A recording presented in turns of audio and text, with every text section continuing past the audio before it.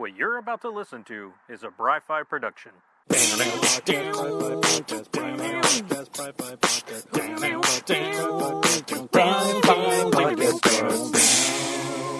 Hey there, everybody. Welcome back to... Had to check out my son, the Bry-Fy podcast. I'm your host, Bry-Fy, your comics guy.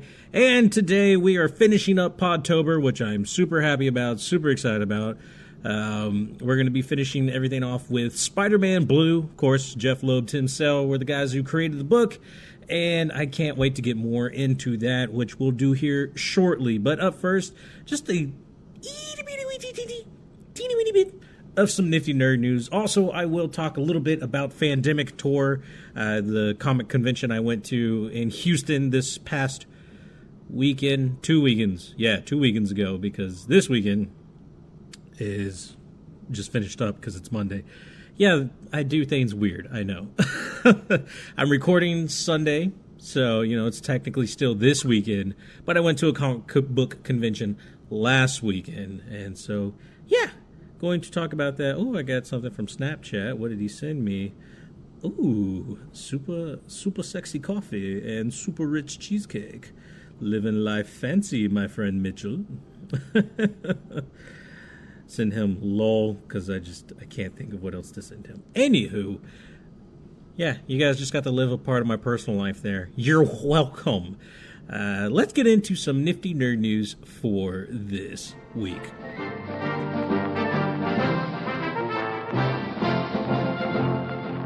All right, guys, so up first in the nifty nerd news, a little bit of baseball news. Actually, I was checking my app. I'm a huge baseball fan and love the Houston Astros. They are in the World Series against the Washington Nationals. So, yeah, I was kind of, while I was giving time for the ad little segue to play, I was just checking up on the scores. It's top of the fourth. Houston's up 2-0. And I'm super excited. Hopefully they pull off a friggin' amazing win and a major upset. Anyway, let's get into the actual comic book news. Coming from Image Comics, it looks like the Old Guard is set to come back. I don't know if you guys remember me talking about the Old Guard here on the podcast. It is a story that follows not the life, but just like a mission with this group of immortal warriors, people who have been around and for whatever reason can't die. Some of them going all the way back to like the Greece, and I think just Middle Ages. Like they all just come from different places, and then they find a new person who has this same immortality disease. I don't even know what you would call it. Just the inability to die, despite being shot, cut up, and all these other kind of crazy things. But they find someone else that is also like them, and the story will continue from there. It was something that was really cool. It fit in this small little self-contained story. I think it was like 5 issues. Maybe it was 4. I can't really remember off the top of my head. It was a lot of fun. I love the artwork, love the writing, really enjoyed it. In fact, it was so good that they are making a Netflix series or Netflix movie about it, where that has like, what's her name? Charlize Theron. There you go. Charlize Theron, Chiwetel Ejiofor. I don't really know how to say his name. I think he was in, wasn't he in Doctor Strange? I think so. Anyway, so thanks RJ, throwing shit. So you got a Netflix movie coming out with them, or a series, I can't remember which it was. And now the announcement that the Old Guard is coming back with another little mini-series called Force Multiplied. And it's going to be a 5-issue mini-series. I'm hoping they just keep going, like they keep doing these little stories and stuff like that. Because I'd really enjoy it. I like the concept of the Old Guard. It's really interesting to me, seeing the relationships with these people who some of them were literal enemies with one another, but come to love and respect each other and fight alongside each other in this like crazy elite immortal team. It's everyone's worst nightmare, our greatest client. I don't know what the hell you'd call them, but I thought it was phenomenal. I thought it was really cool, and I can't wait to see what happens. It's just an exciting little story. self-contained, so it's not going to be long and drawn out. And I think that really works for it. And so I'm excited to see where that goes. In other nifty nerd news, I really don't have much else. I've been super busy at my job, of course. I've talked about it on my Patreon. So if you want to get some bonus behind the scenes stuff, sign up for Patreon, become a Bry-Fighter, join the Bry-Fighter Squadron. It's a lot of fun. You get bonus videos, bonus podcasts. I give you guys first access to like certain interviews if I do them at like conventions and stuff. So you get a lot of cool stuff, or like full unedited interviews versus like the edited down versions that I do for the regular podcast. So if that's something that interests you and something that sounds really cool, definitely check out Patreon. For as little as $1 a month, you get all this bonus content. It's great. It's fun. I really recommend it. It helps me. It goes straight to the podcast. Everything that I collect from there goes straight into my podcast so that it can help it grow and get better. And my next plan with it, is, I want to reach $10 a month. $10 a month definitely frees up a lot of funds for me to go elsewhere, because I pay for server fees to get the podcast going. So if I make it to $10 a month, that goes to the podcast, and now I have money to upgrade my mics, upgrade the computer that I'm using. The current laptop I'm using is a piece of shit. It's so bad that it actually deleted like 2 years worth of audio. Luckily, it was like older stuff that I don't really care about. But I was still upset because I lost some of that. I still have like my first episodes. I have the episodes leading up into my marriage and the episodes where after, like, immediately before and after my son was born. So I got like really important episodes still, but like some of like just random stuff that was just me talking is gone. And so I'm really upset. But not extremely upset. So, getting a better laptop, one that works properly, will help not make that not be an issue going forward. I like keeping my episodes and having a chance to go back to them and pull from them. Other things, like I said, mics, prizes and giveaways for conventions and stuff.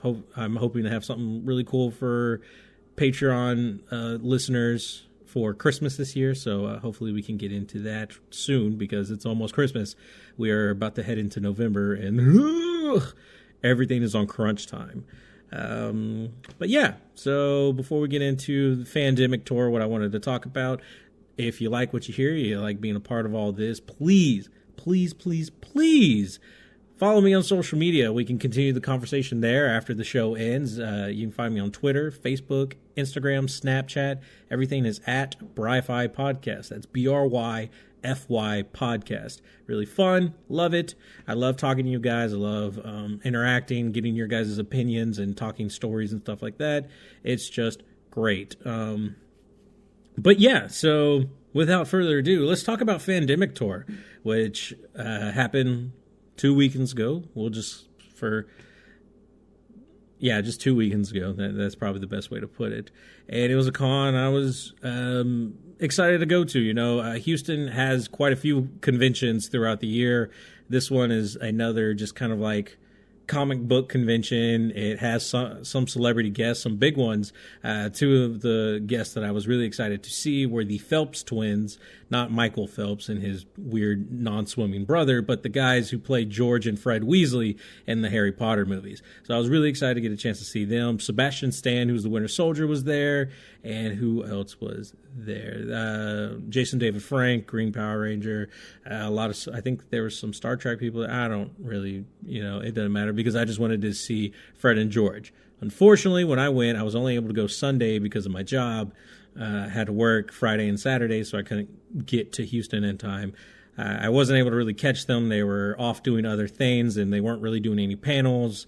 And I think I missed their meet and greet by an hour by the time I showed up. So, yeah, kind of sucked. My wife was devastated because she's a huge Harry Potter fan. So I pretty much let her down for the foreseeable future.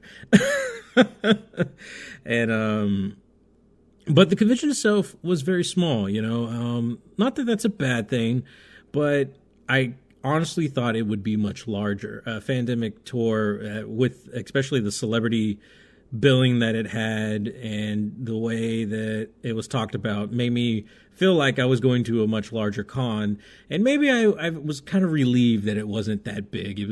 There was space, everything wasn't congested, which, I hate that. I hate feeling like I can't move around. But it also helped that it was a Sunday, so it wasn't hugely packed. There were a good number of people there. I think most of them were getting in line to do some WWE photos.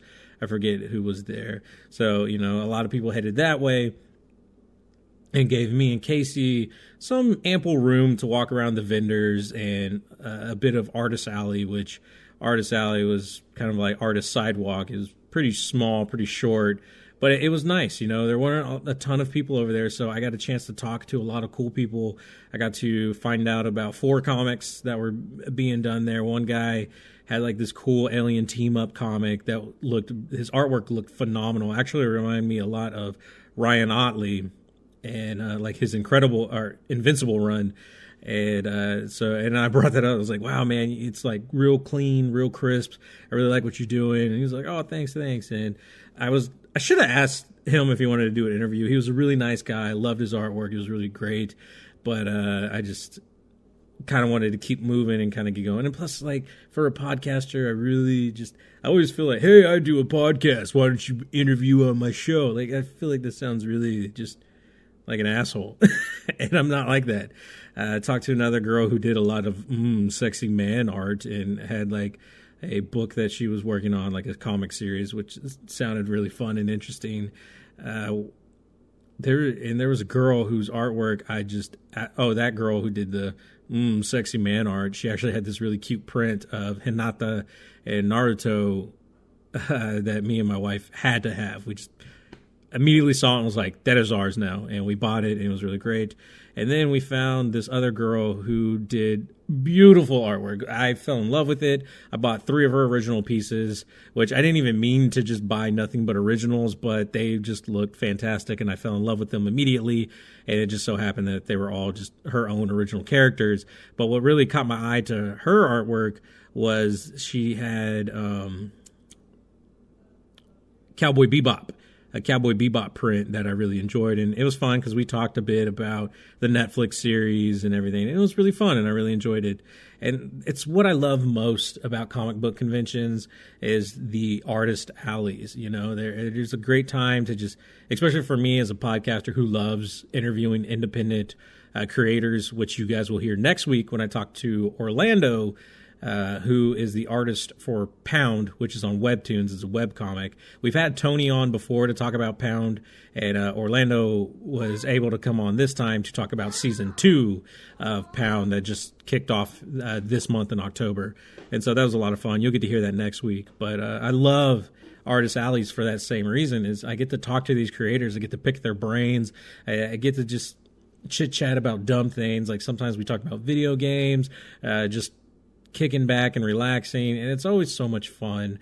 And when I have a great conversation in the artwork I love, I always be sure to support them. I always be sure to buy something from their table. This girl just had such an amazing prints, small ones, and they were cheap too. I think I walked away 3 of her prints, and I think I spent like $10 because she was doing like 5 for 2 or 5 each, and if you bought 2 you got the third one free. So I was like, well, why the hell not? I love your work, so I'll do that. And it was great. I got to meet up with Rob from Random Ramblings with Rob. He was on episode 300 with me. He was also a part of my live show at Comic Palooza, so you guys are familiar with that guy, and he was a lot of fun. I should have recorded him there when I had the chance, but I didn't think about it. We were just talking about the convention, and it was fun, getting to meet him. Sad I didn't get to meet up with Liz from Nerdy Bitches. She didn't make it on Sunday. I think she went out there Friday or Saturday. I can't remember. But me and my wife walked around the convention, and honestly, within an hour, we had seen everything. We saw all the vendors there. We even went through some of the shirt and anime vendors that we wanted to go through. I had my conversations with the people in Artist Alley, and we were out or did a whole loop of everything within that hour. Like that, it was that's how small that convention was. We even went back to kind of look at some of the celebrities, and it just, most of them weren't there at that time. I think it was because we were there about around lunchtime, a little after lunchtime. Maybe they were all taking a break or doing signings. They had panels on the second floor, but there was really nothing going on that I wanted to check out at that time. So me and my wife, and there was really nothing after that on Sunday that I wanted to stick around and see. We had bought the artwork that we wanted to buy, and that was pretty much it, man. There wasn't too many crazy stuff, but it was nice. It was relaxing, whereas sometimes, I guess, especially since I've been really busy this month of October, I just needed a relaxing day. And Fandemic gave me that. Fandemic was a relaxing time at the convention where I was able to walk around, enjoy the things that I enjoy. I didn't have to buy any of their overpriced food, which every convention has. Like, their food's always ridiculously expensive. We were there and out. I had to pay for parking, though, at NRG Center, which is where the Houston Texans play. Well, they play at NRG Stadium, and NRG Center is behind the stadium, but all parking there, $15, which is not terrible.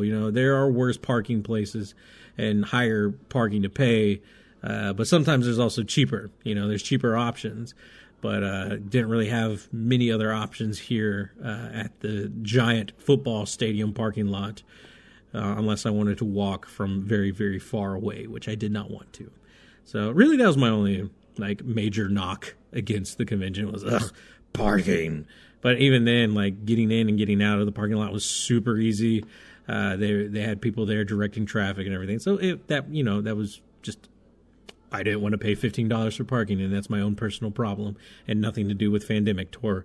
And there was also other things going on. Actually, there was like a Brick World, which was a Lego convention going on. There was a home and garden convention going on that me and my wife really wanted to go to, but we just didn't want to pay to go into. And I think there was a wedding thing, bride convention or bridal convention or something going on too. So there's a whole lot going on. Fandemic only took up one little hall, and I mean, that makes sense. Honestly, for the size of Fandemic, it could have been held in a hotel. I've been to conventions inside hotel lobbies which are about the same size and maybe even have more artists and vendors than Fandemic did. But it was fun. Like I said, for what Fandemic was, I really enjoyed it. I got to meet some really cool people. Hopefully I'm going to set up some interviews through some of the people that I got to meet, and it should be a lot of fun. Didn't meet any celebrities, but that's not really my thing, so I'm not too hurt about that. Anyways, guys, that's pretty much it for Fandemic and everything I had to say about Fandemic. Let's move on to, finally, the Podtober topic of this week. And this week we are going to be looking at Spider-Man Blue. But before that, sorry, I had to think about that. But before all that, let's have a word from another podcast.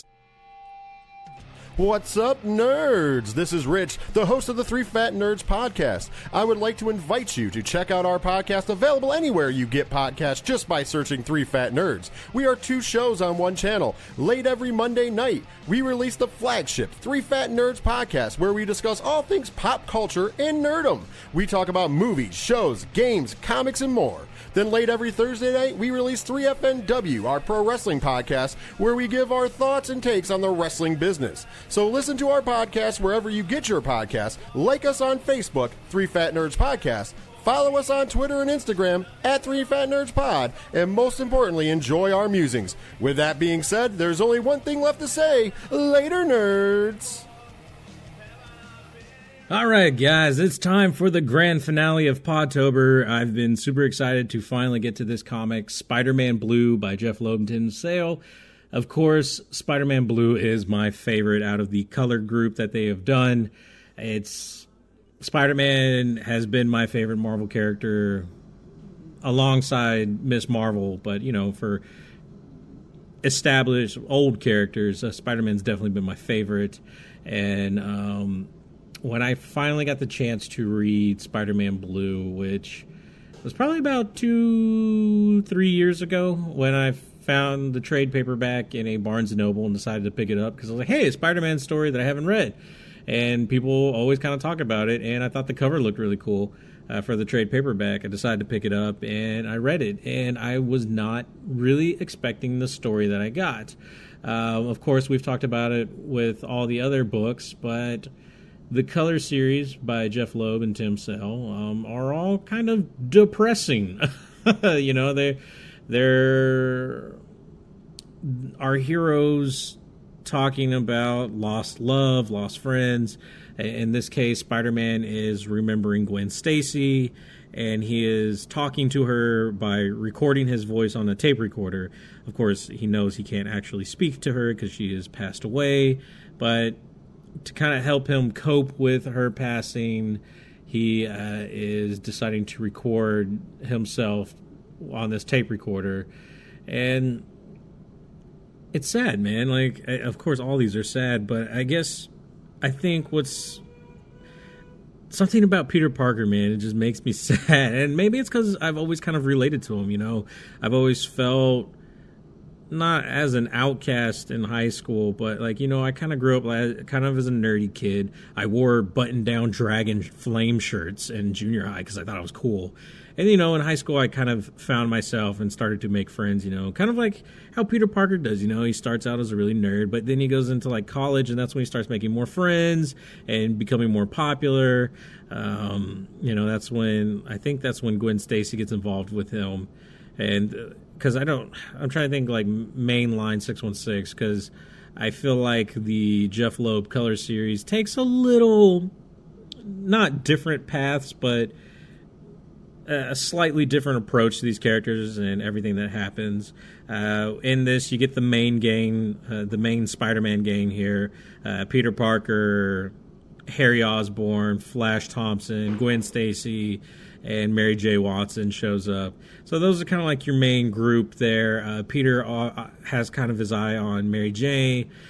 Or not Mary. Well, I mean, he does get his eyes on her eventually, but has his eyes on Gwen, and Gwen kind of has her eyes on Peter after things that happen with the Green Goblin. Norman Osborn loses his memories and gets put in the hospital, doesn't remember his Green Goblin. So Peter approaches Harry to be a friend for him and get close to him, and also kind of keep an eye on his dad, be like, are you really forgetting your memories, or is this a joke? But so you got all that happening. Gwen starts to kind of taking a liking to Pete, and Peter obviously is taking a liking to Gwen, and so he's trying to like impress her. He buys a motorcycle, which is the coolest fucking thing I think you could do, and it's all working. And then comes Mary J. Watson, which is probably the best problem to have, because it goes from me kind of hanging out with one hot girl to another hot girl wanting to hang out with me. Like, oh my god, my life is so miserable because hot people are everywhere, and that's like Peter Parker's life, but in it all, like, as Peter's telling the story to himself and to Gwen through these tape recorders, he talks about how he didn't expect this, like almost like he didn't think he deserved to fall in love. He didn't expect to fall in love with Gwen, and then he definitely didn't see Mary J. popping up in his life either. Not that he hated it. Like, he even expresses like, I feel bad because like I didn't hate it. This was an awesome life. Like, I was having a lot of great things happen to me, but when a lot of great things happen, there also comes a lot of bad, and that's kind of like a theme with Peter in here. He talks about before you can get to a good place, there has to be a lot of bad. There's balance, equivalent exchange, if you will, perfect balance, like Thanos, like we could just have this Full Metal Alchemist Archer Avenger mashup where everything is equivalent exchange and perfect balance, and we would all be happy. But so Peter talks about that a lot throughout the whole story, and it kind of worries you too, because you're like, wow, all these good things are happening, where's the bad? And then when the bad shows up, of course we don't relive the death of Gwen Stacy, so it's never that bad. It is alluded to though, and he also talks about how maybe if he would have done some things differently, she'd still be alive. Like, he wouldn't be where he is. But then it's like, well, maybe he wouldn't be the same superhero that he is. And not that, oh, she had to die so he could be good type of way, but like things could have just happened differently. And it's kind of like him trying to move on and not live in the past about this all. But it's just what I love about this story is just seeing kind of like his inner monologue while all this is happening between MJ and Gwen, and seeing them fight over him in a way. Like when he gets sick at one point, or really he was in a really bad fight and got hurt, but they think he's sick, and MJ brings him some soup, but then Gwen shows up to read him a story to help him relax, and you like see them kind of rubbing each other, and it's just fun and it's cute. And like seeing Flash Thompson, who loves Spider-Man but hates Peter Parker, just kind of be like, I don't get it, this nerd is like out macking me, he's Pimp Daddy Slim and I'm just Flash fucking Thompson, you know. And you get to see the moment when Flash like decides that he wants to do something with his life like Spider-Man, so he joins the army. You see Harry kind of being cool but kind of looking like a dick, because Harry always looks like that, dude. Like anytime you look at that just dweeb, I don't even know what he is. Like I hate his hair. I hate the Osborn hair. What is it? Is it cornrows? Is it just weird wavy? Is it slick back with wax? I don't know. It's just, I hate the way it's drawn, and it's always like that in comics. Just give him normal freaking hair, man. Like, that's my one pet peeve with Spider-Man is just Osborn's hair, son and father. And I think even Normie has this. No, I think he has regular hair. He has normal hair. But Jesus Christ, man, that's my one big issue with Spider-Man, or like characters in his comics, is just fix the damn hair. But it's just really cool to see these interactions and get Peter's inner monologue with it. I love watching him fumble but somehow still like be like this pimp, man, like just macking it and just the perfect ways, you know. But like this is more of like a celebration of the good, to counteract the bad that happens later to Gwen and everything. And so you get some really fun moments, but the tone with him talking over, you know, he does tell jokes here and there because, of course, he's Spider-Man, but it's sad, you know. He has regrets. He's trying to work through this and trying to get past it. And it's crazy because by the end of the comic, you find out that at that current time when he's recording all this to Gwen, that he is married to Mary Jane at this time. And this was, like, obviously before, like, what is it, Brand New Day or One More Day or whatever the hell all that, when like they're together, but then something happens. So Peter makes a deal with the devil, and it basically breaks up him and MJ where they're not married or something like that. I think she was pregnant at the time, so now she's not pregnant anymore. Like, it's crazy shit, man. Ruined his life to make, I think it was to save Aunt May so she wouldn't die. Let the old woman die. She's had a life. Her husband's gone. Just let her go. Live your life. No. Like, Peter Parker's life would be so much better if he just didn't care about anyone else and just lived his goddamn life. Gwen would still be here. He would probably be married to her, not MJ. I don't even like MJ, and this story does not help me like her anymore, like, at all. Like, actually, I think it makes me dislike her more, because MJ is like that party woo girl who's always like, wherever I am, the party's at. Well, not like talks like that, would sound like some weird drunken redneck, but you know, like, she's always like, face it, Tiger, you hit the jackpot, because I'm so, like, super conceited and totally into myself. And like, Gwen's like smart and nice, but like not afraid, you know, like, she's perfect. She is my woman crush, not MJ. I don't care about party girl, whatever. I want Gwen, the smart, like, sassy girl who just don't take shit from no one. I mean, MJ doesn't take shit from anyone either, but she's just too wild for me. Maybe it's just because that red hair, man. Red hair is crazy. I don't know. Blondes are better. My wife was blonde. I think she's naturally a dirty blonde, but, you know, I don't know. I'm fumbling around. I'm Peter Parker. No. But yeah, no, I like, it sounds bad, but I feel like this story for me doesn't do MJ any favors, because she's just crazy, man. It really highlights Gwen. It really reminds me of the reasons why I love Gwen so much, and why Peter loved Gwen so much, and why they should still be together, and why Marvel is the worst for killing her off, and they just never should have done it. And they keep trying to bring her back in clones and other worlds and stuff. And Spider-Gwen, Ghost Spider, is a great, but she's the greatest Gwen that could ever Gwen, but she is not the Gwen that should be with Peter Gwen. So don't try to ship Peter and Gwen Stacy from 1650 whatever Spider Gwen. Don't try to ship them. That's not what I want. She's her own thing. I want her with someone else, someone cooler. Maybe Miles, I don't know. But then like Kamala has this cool thing with Miles too that I like. So, but it changes with each writer. I'm getting into too many different things. Anyway, what I love about Spider-Man Blue, other than the story though, the artwork is always great. What is one thing that I've actually really enjoyed out of all these series, out of Hulk, out of Daredevil, out of Captain America, and with Spider-Man, is the artwork. It's consistent because it's still the same artist, Tim Sale, but along with the colors that are added to it, when they do the monochromatic stuff, I really enjoy that. Spider-Man does have a lot of full color stuff, though, or full colors on white backgrounds.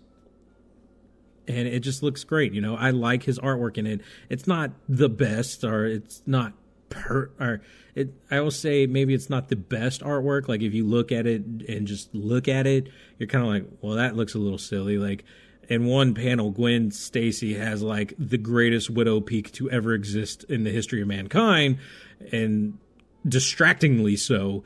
But in the context of the story and how everything plays, it works so well. It really just has like this noir feel to it, or like, I don't know, like it just, maybe because it is dated. Well, it's not that dated. I think these books are back from like the early 2000s, if I'm not mistaken, or maybe a little bit earlier than that. But like it just has the feel of an older comic, and it has a feel of putting you back when these stories happen, when Gwen and Peter were a thing, and when like he fights Kraven the Hunter and the Vulture and Green Goblin and all this stuff. It feels like you're reading a lost story from those time periods, you know, even with the Hulk and with Captain America and with Daredevil. You know, it feels like these comics that were just hidden in the vault are like stories that were going to be told but were just put on the back burner because just for reasons. And it's like this gem that you found, you know, like this little diamond in the rough that you found that you get to read and have this fun story to tell. And that's what I enjoy about this whole series. But that's what I really enjoy about Spider-Man, mainly because he's one of my favorite characters. But I love the relationships in Spider-Man. I love how he can be unlucky, but sometimes he can be really lucky. Like, yeah, there's a lot of bad that happens to Peter Parker, but when the good things happen, it's like we all win, you know, and the good is really good, and that's what I like about it. And maybe it's because I do see myself a little bit in Peter Parker, and I mean, that's kind of what he was designed to be, like the everyman. He was designed to be like you and me, a guy maybe who's a little down on his luck, has some bad luck, and then every now and then gets some good things that happen to him, and it just makes you happy. It makes you sing. It makes you shine when these kind of things happen. And it sucks that Gwen dies. And you know, you feel that at the end of the comic. But you know, Peter says, you know, with your death, I don't think I could have properly, he finds like the silver lining in her death, which kind of, you know, fucking sucks in a way too, because it's like, oh, thanks for dying because now I can do this. But you know, because every hero's conceited and don't just blame. Well, I mean, they say they blame themselves, but they don't quit being superheroes. Like, man, that was really my fucking fault. I can't let that happen again and stop being a superhero. No, they got to rise above it and just do better next time, even though more people die. Peter, but. You know, he talks about how Mary J, that kind of like sobered her up to like be like, hey, you know, we aren't immortal and this life doesn't go forever, and I want to take life more seriously and love more seriously, you know. And I think he alludes to the fact that through her death, him and MJ are able to have a more meaningful relationship and a better love because they realize how serious and fragile it all is, you know. And it's interesting. It's cool, and it sucks that Gwen's gone, and I wish she wasn't gone. And I'm glad that we get to relive with Gwen through Spider-Gwen and Ghost Spider. But I would have really loved to have seen Peter with Gwen and those relationships, and him and her grow old together and be together and fall in love and all that great stuff. And Marvel just needs to reboot the entire universe again and give us Gwen back, is all I'm saying. Anyway, as far as a rating system, of course, this one gets a positive charge for everything. I love everything about Spider-Man Blue. I love the story. I love the artwork. I love the character. I love Gwen. I love MJ, and I love Flash. I just love all of it, man. If you read any of the series that I've talked about this past month, please let it be Spider-Man Blue. Like, if you only choose one, please read Spider-Man Blue. It is fantastic. I think it brings in, if you're not too into Spider-Man or you know Spider-Man but don't know him, I feel like this one is a good look into his psyche, the way he thinks. There is some humor in it. There's some fun dialogue.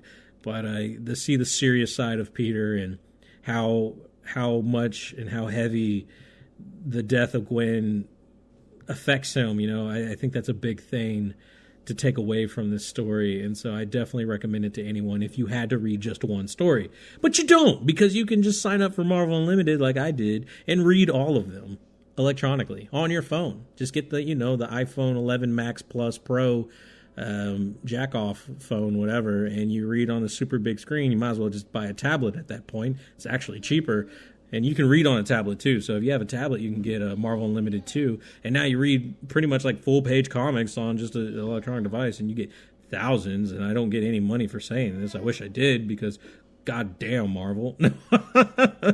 But I had fun. I enjoyed this. It was much more relaxing this year, doing Podtober this way versus doing an episode a day. I don't know if I'll ever do that again unless I record in advance, because holy shit, man. Especially this year. This year with the outage at my job, I was busy. I was working 12-hour days, 5 days a week. But, with showing up, like travel to and from and all that, it was like more like 14-hour days, 5 days a week. And like the 2 days off never seem like 2 days. Like, it always just seems like it's been one day recharging, trying to get into some type of normal just life, and then the next day dreading having to go back to work. But the money's good, and that's all that really matters at the end of the day, right? Anyway, that's going to be it for this week, and that's going to wrap up Podtober for 2019. November is going to be a lot of fun. We're going to start things off with interview with Orlando from the Pound comic on Webtoons. It's a really great comic. I think there's 34 episodes or issues out. Definitely go check that. It's free. Webtoons, free. So definitely go check that out. There is a paid version which you can read 3 extra comics on the paid version. So you'll be ahead from the freebies by 3 issues. And that's like with all of their Webtoons comics. So like you can read all the comics on Webtoons totally free, and you can choose to be like a premium membership where you get to be like 3 issues ahead, which is kind of cool. It's really fun, and it's a great option to have. I use the freebie version of it, and I get to read a lot of cool comics like Lore Olympus is on there, Waking Life by Ben Humanex on there. What else am I reading? Of course, Pound is on there, and I think I'm reading like My Nerdy Boyfriend, or my big nerd boyfriend. What the fuck is it? Now I hate that. Let's go to Webtoons real quick, and we're gonna fix that. My giant nerd boyfriend. That's what it is. So definitely pick up Webtoons. Check out all those comics or Webtoons, and we'll talk about that in November. Also, there's going to be the H-Town podcast meetup in November, which is open to all you guys and gals. It's going to be November 16th, I believe, at Bar Bohem in Houston, Texas. It's not just me. There's a bunch of other podcasts are going to be there. Definitely open to the public for fans, listeners alike, people interested in podcasting. It's just going to be a lot of fun. We're going to have our own little like bar in the back. Guys show up, drink from that bar. Because that helps us. It makes us look cool, and they'll have us back another year. And then when we get into December, that should be a lot more fun because it'll be Podmas or Christmas, and I'm hoping to do maybe something special, maybe talk about something cool each week, extra to the normal show. I'm thinking about adding 2 shows a week in Podmas So instead of getting 4, you'll get 8. We'll see how that all plays out and what I can get together. I'm going to start working on that now because Christmas decorations are out now, so I should probably be working on that now. But that's it for the podcast. I talked a really long time this week, and see, my son, he's ready for me to go. He's done with me talking. So we'll talk to you guys later. Bry-Fy out.